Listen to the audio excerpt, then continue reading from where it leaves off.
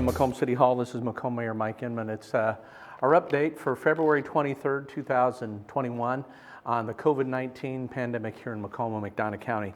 It's been a while, so thank you for checking back in with us. We apologize. Some of the things we've been up to have been very fluid, so we want to make sure we have the most accurate information to share with you today. This information comes from the McDonough County Health Department, and this was updated from cases since last Thursday, the 18th. So the health department is reporting a total of 7 new cases, and the overall update for the health department is now they have had 2,294 total cases reported. They are currently tracking 10 active cases, which means 2,234 recovered, and again, unfortunately, there's been a total of 50 lives lost to the pandemic. And as you may have noted yesterday at the national level, there was a remembrance of the nearly 500,000 people that have lost their lives since this pandemic started its march across our country about a year ago. So our condolences go out to all those who have lost loved ones in the last year. So let's talk about some other data. Some of the most important things that we're tracking here is the availability of vaccines in and around the area. So the health department is reporting that there's been a slight decrease in the number of available vaccines statewide. That would impact what we get here as an allotment. And part of that's been due to the national trend of vaccines, the demand obviously outpacing the supply, but at the federal level there's been an attempt to increase production with the several manufacturers that are currently in the loop, and that's Pfizer predominantly and McDonough, with Johnson & Johnson likely to come on board with their single-shot vaccine sometime between now and maybe the end of this week as they get emergency use authorization from the Food and Drug Administration. That's not a guarantee, obviously, but that's what I think most of the trends are reporting, and open source information. That said, some of the supply has been, the supply chain has been bogged down by the inclement weather over the last 7 to 14 days. And we're hearing from our state partners that is easing a bit now, and that supply should be getting it back to where it was prior to the onset of the bad weather a couple of weeks ago. And that means that about on average 400 or so doses available here locally through the county health department, and then some other partners including Hy-Vee have availability. But let's talk a little bit about that. Right now the health department is reporting that all of their clinics are full for the online component. That online address is at the bottom of your screen now. It's getyourcovidshot.com. That's still that site is still up and running, but you're going to get a message indicating that there's no available times right now. That should be updated, I would think, as the availability increases, so check that frequently. Also, you need to check Hy-Vee's website. That information is at the bottom of your screen now as well. We're hearing that there are folks in the community that are getting their shots there as it becomes available directly from the federal government to those entities like Hy-Vee. And I think we're also hearing that sometime in the near future, not right now, but sometime in the near future, and it will be widely known, I'm sure, but the likelihood that Walgreens and CVS will be joining that line. Again, they're not in the queue now. They don't have vaccine now, but there's likely that is going to change.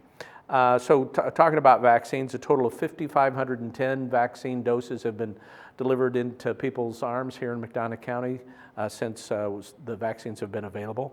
1,496 have been fully vaccinated for roughly just under 5. It's 4.99% of the county's population has been fully vaccinated. And you might check the Illinois Department of Public Health's website. That they update that daily. Kind of shows you what we're getting accomplished here, and we're doing a fairly good job. It also shows some of the surrounding counties and how they're doing as well. And again, keeping in mind that the vaccine is limited in its supply in its entirety across the country, and unfortunately we're not immune to the supply shortage, but we're doing, I think the health department's doing a good job of getting vaccines out. They're partnering with the McDonough District Hospital, and then of course those other partners in the county that, like we said earlier, Hy-Vee. Also want to tell you that, again, as we've spoken in the past, there's some ongoing things we need to continue to do. The CDC has indicated that even though you may be fully vaccinated, they're still not certain the ability for those of us that have been fully vaccinated, the possibilities we can still transmit the virus. Still no conclusive data there, and so we want to err on the side of caution. That means you should still be wearing your mask. We all should still be wearing masks. Social distancing and frequent hand washing, those three components we've been very much consistently sharing with you from the onset of the pandemic. And again, we're talking about those other two elements, testing and vaccine. We've talked a little bit about the availability of vaccine. Let's talk about testing. Testing is still a component, even though our numbers are dramatically down across, not only here locally, but across the state and across the United States. There's every hope and belief that the vaccination coupled with our continuing mitigation efforts are what's keeping those rates low. So with that in mind, testing is still available at McDonough District Hospital's drive-through testing. Their hours are listed at the bottom of your screen now. They have, those hours are still good to go. And then of course, we are still the beneficiaries of some ongoing Illinois Department of Public Health testing in the Q lot at Western Illinois Universities near Tanner Hall. They'll be here this Thursday, the 25th, next Thursday, the 4th of March, and the following Thursday, the 11th of March. So that's Thursday, February 25th, Thursday, March 4th, and Thursday, March 11th, 8 to 4 p.m., Q lot, Tanner Hall on the campus of Western Illinois University. There is no reason for you to have a doctor's order. You don't even have to think you've been exposed. We want to get a good sampling of the community, so we'd ask that you avail yourselves of that opportunity to get out there. It's fairly non-invasive. Takes just a few short minutes, and then you get the results. They're promising 4 to 7 days, but again, our experience on a personal level has been much more rapid than that, usually within 24 to 48 hours.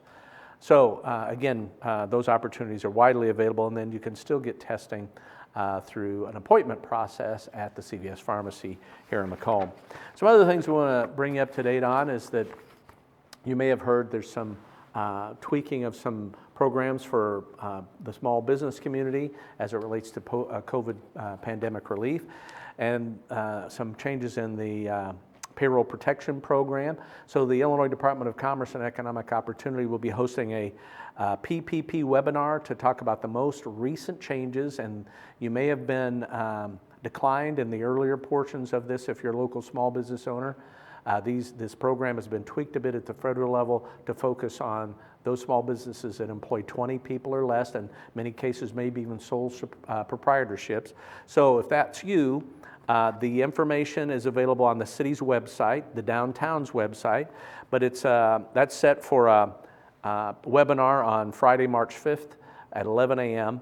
and it's WebEx, and that information, there'll be a link at the bottom of your screen now. I won't try to read it to you all, but it starts https://illinois.webex.com, and then a link there. That's available not only on this video here, but you can also check the Downtown Macomb website and also the city's website, and that link will be prominently displayed. So if you're a small business owner, you can have a chance to look at that. And then if you've got questions, feel free to call the Office of Downtown Development here. They can maybe go over some of those nuanced changes.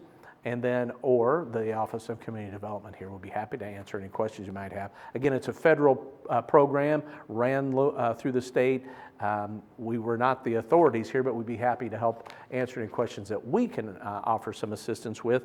And we would surely encourage you, even if you've applied before and been declined, there's a very strong likelihood that those changes that will be announced in this webinar will impact you in a positive way.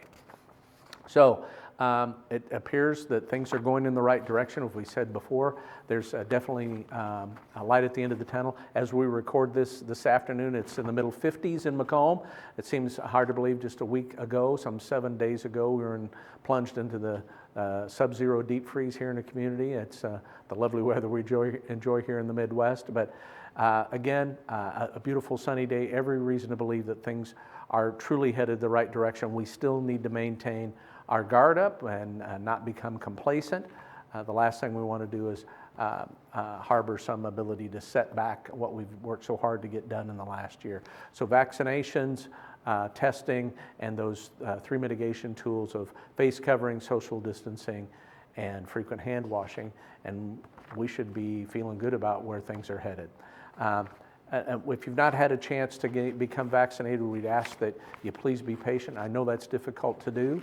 Many of you have endured many months, if not nearly a year, of isolation, especially if you're in that 65 or older group. You're taking all the precautions that have been encouraged for you to do. We understand, we empathize with the isolation many of you are feeling. Please, if you're feeling that isolation, please reach out to make sure that we hear you, whether that's with friends, family, or whatever. And if we're part of the other half of this equation, let's take the opportunity to remember that there are still plenty of folks in our community that are suffering from the ill effects of the pandemic, whether that be isolation or trying to recover from the exposure that they've received. Whatever the case may be, let's remind each other of taking care of one another and reaching out to folks that maybe just need to make sure that you're there and say hello and we got your back.